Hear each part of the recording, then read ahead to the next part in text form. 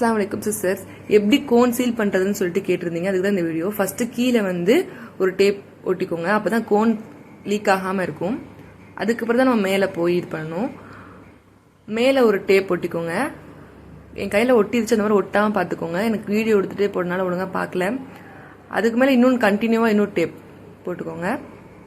இப்போ ரெண்டையும் ஜாயின் பண்ணிக்கோங்க. ரெண்டு பிளேஸையும் நான் பண்ணுற மாதிரி ஒட்டினதுக்கப்புறம் மேலேருந்து 2 சுற்று சுற்றிக்கோங்க. அப்புறம் ரைட் சைடும் லெஃப்ட் சைடும் மடிச்சுக்கோங்க சைடில்.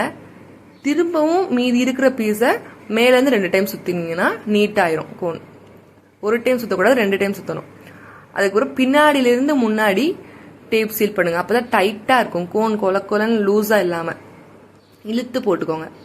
இதுக்கு மேலே நமக்கு கோன் லீக் ஆகாது. இந்த சீல் ஒட்டினதுக்கப்புறம் திரும்பவும் நான் மேலே ஒரு டேப் போடுவேன். அப்போதான் நீட்டாக இருக்கும் கோன்.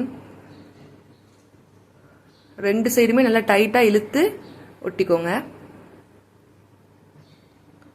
இப்போ இந்த 2 டேப்புமே நமக்கு வந்து பிரியாமல் இருக்கணும்னு கீழே ஒரு டேப் போட்டுக்கணும். அப்போதான் நமக்கு வந்து பிரியாமல் இருக்கும். அவ்வளோதான், முடிஞ்சு. இப்படி தான் நம்ம வந்து கோன் சீல் பண்ணணும். அப்போ தான் நீட்டாக இருக்கும். கோன் வந்து டைட்டாக இருக்கும், பார்க்கறதுக்கு அழகாகவும் இருக்கும். ஸ்மால் சைஸ் டேப்க்கு வந்து இதே மாதிரி பண்ணலாமான்னு கேட்குறீங்க. இதே ப்ராசஸ் தான்.